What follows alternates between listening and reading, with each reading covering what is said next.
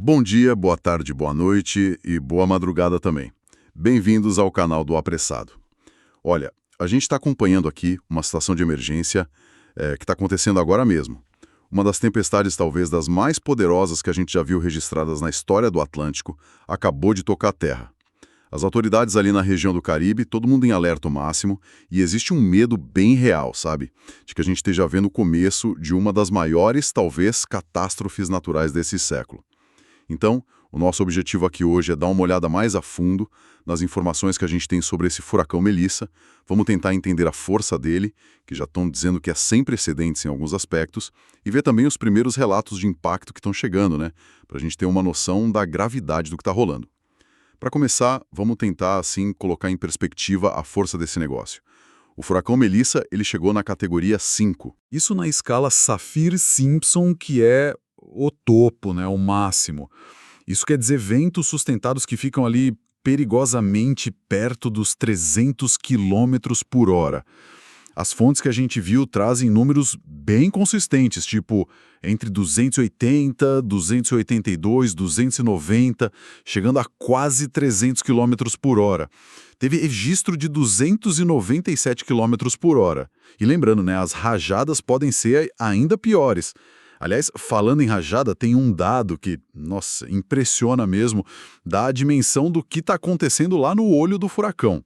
Uma sonda, daquelas especiais, sabe? Lançada por um avião caça-furacões lá da NOAA dos Estados Unidos. Os caça-furacões. Isso. Essa sonda mediu uma rajada de 386 km por hora.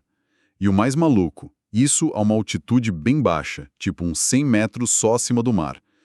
É quase difícil de conceber essa velocidade tão perto da água. Exato. Essa medição da rajada é um indicador extremo mesmo da turbulência, da energia que tem ali na parede do olho, né? Mas, olha, o que torna o Melissa especialmente alarmante, e talvez isso seja um ponto-chave que as fontes trazem, não é só essa velocidade do vento, por mais, assim, devastadora que seja. Não, o que mais então? É a combinação disso com a pressão atmosférica, lá no centro dele. Ela desceu para 901 milibares. 901. E o que significa na prática uma pressão tão baixa assim? Bem, uma pressão atmosférica central tão baixa num furacão é um sinal claro de um sistema muito, muito organizado e intenso. Pensa na pressão como se fosse o peso do ar, né? Quanto menor a pressão ali no centro, mais forte é a sucção de ar para dentro e para cima. Isso que alimenta os ventos, a tempestade toda. E 901 milibares, isso coloca o Melissa entre os furacões mais intensos que a gente já viu no Atlântico. Desde que a gente tem, assim, registros confiáveis por satélite, por avião, coisa que se consolidou mais ali a partir de 1979, mais ou menos. Entendi. Para ter uma ideia histórica, essa pressão faz dele o 6º furacão mais intenso já registrado no Atlântico. Ele supera, por exemplo, o furacão Katrina, de 2005, que teve pressão mínima de 902 milibares. E olha que o Katrina foi devastador por outros motivos também, né? Como a maré de tempestade. Nossa, superando o Katrina em pressão. Exato. E em termos de vento sustentado, com esses quase 300 km por hora, ele empata ali com outras tempestades históricas como o segundo mais forte já registrado. Fica atrás só do furacão Ellen, lá de 1980, que chegou a impressionantes 305 quilômetros. Por isso não é à toa que as fontes descrevem ele direto com palavras como bestial, monstruoso, sabe? É essa combinação de vento extremo com pressão baixíssima que faz dele um evento de magnitude histórica mesmo. E esse monstro, como estão chamando, ele já mostrou do que é capaz, né? O primeiro impacto grande foi na Jamaica. O olho do furacão tocou terra lá na costa sul da ilha na terça-feira, dia 28. E chegou como categoria 5 mesmo. Chegou com força total. A situação lá complicou muito rápido. As autoridades da Jamaica tiveram que declarar o país inteiro como zona de desastre, formalmente. E os relatos que estão começando a pingar pintam um quadro bem complicado. A gente viu a descrição de uma moradora, lá do sudoeste da ilha, uma área que foi muito atingida. O nome dela é Lisa Sangster. Ela contou assim: Parte do nosso teto foi arrancado pelo vento, outra parte simplesmente caiu em cima da gente. A casa inteira está inundada. Ela falou também das construções externas onde guardavam animais, a cozinha, tudo destruído. Dá para sentir o desespero, né? Perda total. Nossa. Por outro lado, a gente ouviu um morador da capital, Kingston, um rapaz chamado Matthew Topper. Ele disse que lá na cidade, pelo menos onde ele estava, o impacto pareceu ser um pouco menor. Mas ele mesmo falou que está muito preocupado com as áreas rurais, as áreas costeiras, que a gente sabe que são sempre mais vulneráveis, né? Onde a infraestrutura não é tão forte. Exato. Essa diferença de impacto entre cidade e campo, parece que as fontes já começam a apontar isso como uma característica triste desses eventos. E essa vulnerabilidade diferente é um ponto crítico, né? Uma tempestade de categoria 5, ela testa o limite de qualquer construção. Qualquer uma. O primeiro-ministro da Jamaica mesmo, o Andrew Holness, ele já tinha dito antes do furacão chegar, ele expressou meio que uma descrença, sabe? De que a infraestrutura do país, principalmente fora das cidades maiores, nas costas mais expostas, pudesse aguentar um tranco direto de categoria 5. E parece que ele estava certo, infelizmente. Infelizmente, os primeiros relatos confirmam isso. Para a Jamaica, as fontes são claras. É o pior furacão que atingiu a ilha em mais de 170 anos, basicamente desde que existem registros consistentes por lá. E os alertas oficiais, claro, refletem essa gravidade toda. O Centro Nacional de Furacões dos Estados Unidos, o NHC, e a Organização Meteorológica Mundial, a OMM, eles não mediram palavras, classificaram Melissa como potencialmente catastrófico. Os alertas falam de vários perigos ao mesmo tempo, inundações que podem ser catastróficas, algumas projeções que a gente viu nas fontes falam em chuvas acumuladas de mais de 1.000 milímetros em áreas de montanha. 1.000 milímetros. Isso é mais chuva do que muitas cidades recebem num ano inteiro. Exato, 1 metro de chuva é uma quantidade que a gente nem consegue imaginar direito. E isso leva, quase com certeza, a deslizamentos de terra enormes, fatais, em áreas de morro que são comuns na Jamaica, em outras ilhas ali do Caribe também. E além da inundação e deslizamento, os alertas mencionam, assim com todas as letras, o risco de colapso total das construções. Colapso total. Isso quer dizer que casas, prédios, mesmo estruturas que a gente acha que são fortes, podem ser completamente destruídas. Pela força do vento, pela água, áreas inteiras podem ficar irreconhecíveis. E no meio disso tudo, teve um alerta bem diferente, mas que mostra o nível do caos, né?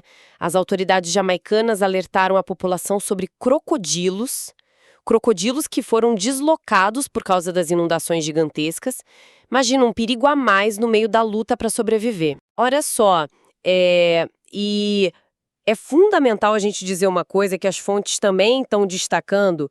Essa destruição toda do Melissa, ela começou antes mesmo do olho do furacão chegar na Jamaica. Infelizmente, já tinha um número considerável de mortes ligadas à tempestade, enquanto ela ainda estava no mar, mas já grande e forte o bastante para causar condição perigosa nas ilhas ali perto. É mesmo. Já tinha mortes confirmadas antes de tocar a Jamaica. Quantas? Olha, as informações que a gente juntou das fontes indicam até agora, né, no momento que a gente está falando, entre 7 e 10 mortes confirmadas ligadas diretamente ao Melissa. Nossa. E essas vítimas não foram só na Jamaica, onde, infelizmente, 3 pessoas morreram naqueles preparativos de última hora para a chegada da tempestade, mas também teve morte registrada no Haiti, na República Dominicana e até no Panamá. No Panamá? Longe? Sim, isso mostra a área de influência enorme do furacão, né? Ele causou uma piora muito grande das condições no mar, na atmosfera, num raio muito amplo, mesmo antes do impacto principal. E a trajetória dele, o comportamento do furacão também preocupa muito. O Melissa está se movendo devagar, relativamente devagar, uns 11 km por hora só, para norte e nordeste. Isso é ruim, né? Ficar devagar assim em cima da água. É péssimo, porque ele está se movendo devagar sobre as águas do Mar do Caribe, que estão excepcionalmente quentes. Dados de satélite mostram que estão vários graus acima do normal para essa época. E essa água quente funciona como combustível constante para ele. Isso permite que ele mantenha essa intensidade absurda por mais tempo e, principalmente, descarregue quantidades gigantescas de chuva sobre as áreas no caminho. Depois de cruzar a Jamaica de sul a norte, o olho dele já saiu de novo para o mar, ali na costa norte da ilha, e agora a mira está direto para o leste de Cuba. E Cuba? Como é que está a situação por lá? Imagino que o alerta esteja no máximo também. Sim, Cuba está em alerta máximo. O governo cubano agiu rápido, declarou estado de alarme, que é o nível mais alto que eles têm para desastre natural, em 6 províncias lá no leste do país. Quais são elas? São Grama, Las Tunas, Camagüey, Holguín, Santiago de Cuba e Guantánamo. É uma área bem populosa e que já tem um histórico de sofrer com furacões. E eles tomaram medidas preventivas bem grandes. As fontes falam que um número impressionante de pessoas, coisa de 600 mil a 650 mil cubanos, foram retirados de casa preventivamente. Tiraram o pessoal das áreas de risco. 650 mil pessoas, é muita gente. Muita gente. Inclui áreas de costa baixa, né, que podem alagar com a maré de tempestade, e também áreas de montanha com risco de deslizar. É uma das maiores evacuações que Cuba já fez nos últimos tempos, o que mostra o quanto eles estão levando a sério a ameaça do Melissa. Além disso, suspenderam aulas, atividades de trabalho que não são essenciais, tudo para garantir a segurança do pessoal. Essa escala de evacuação mostra a capacidade que Cuba tem de se mobilizar nessas emergências, mas também reflete o tamanho da ameaça, né? A previsão para o leste de Cuba é bem sombrinha mesmo. A expectativa é que o olho do Melissa chegue na costa durante a noite de hoje, provavelmente ainda com um furacão muito forte, talvez categoria 4, ou quem sabe até mantendo a categoria 5. E a maior ameaça lá também é a chuva. Principalmente. Além dos ventos, claro que são destrutivos, a principal ameaça é a chuva torrencial. As projeções estão indicando que pode acumular até 1 metro de água em alguns lugares. Isso, sem dúvida, vai causar inundações muito graves e deslizamentos perigosos. Coloca vidas e tudo mais em risco extremo. A gente encontrou nas fontes o relato de uma senhora moradora de Santiago de Cuba, Floreina Duani, de 82 anos. Ela expressou uma angústia que muita gente deve estar sentindo agora, né? Diz que estava rezando para a Virgem do Cobre, que é a padroeira de Cuba, pedindo que a tempestade não nos faça tanto dano. É um apelo que mostra essa apreensão, essa esperança de milhões de pessoas que estão na mira do furacão. Com certeza. E é bom lembrar que o impacto não fica só na Jamaica e em Cuba, né? O Haiti e a República Dominicana, que dividem ali a ilha espanhola, eles já foram afetados pelas bandas de chuva e vento mais externas do Melissa nos últimos dias. E eles continuam em alerta para inundação e deslizamento. No Haiti, que é um país super vulnerável a desastres, as autoridades chegaram a fechar escolas, comércio, repartição pública, como uma medida extra de precaução, mesmo sem o olho passar direto por lá. A área que um furacão desse tamanho afeta é muito grande. Pessoal, a gente está trazendo esses detalhes urgentes e essa análise inicial direto das fontes que a gente conseguiu consultar. Se esse trabalho de ir a fundo na notícia está sendo útil para vocês, por favor, considerem compartilhar o canal e dar o like. Isso ajuda muito a gente a continuar trazendo essas informações. Olha, neste momento tão crítico, né, com a situação do furacão Melissa ainda acontecendo, vidas em risco, a gente não vai fazer aqui uma recapitulação detalhada do que a gente falou. O foco total tem que ser na emergência que está lá no Caribe agora. No entanto, a intensidade extrema que o Melissa alcançou e, talvez o mais importante, a velocidade com que ele ganhou força em cima da água quente. Isso levanta uma questão fundamental, uma questão que, aliás, já está sendo bastante debatida entre os cientistas do clima que acompanham esses eventos. Que questão seria essa? A questão que fica, né, para a gente pensar é como que essa frequência maior e principalmente essa força cada vez maior de eventos climáticos extremos, como esse furacão Melissa, como que isso se conecta com o quadro maior das mudanças climáticas do aquecimento global? Existe um consenso científico cada vez maior, e isso está refletido nas fontes que a gente analisou, de que o aquecimento dos oceanos, que é causado pela atividade humana, está dando mais energia para a formação e para a intensificação dessas grandes tempestades. Mais combustível, como você disse antes. Exatamente. Isso não só torna possível ter furacões mais fortes, mas também favorece essas intensificações muito rápidas que às vezes pegam as populações de surpresa. E isso aumenta demais os riscos, especialmente o risco de chuvas extremas. E vale lembrar uma frase marcante de um especialista que a gente viu nas fontes: a água mata muito mais pessoas do que o vento. Forte isso? A água mata mais que o vento? É um ponto crucial para a gente refletir enquanto a gente acompanha com o coração na mão as consequências dessa catástrofe que está acontecendo.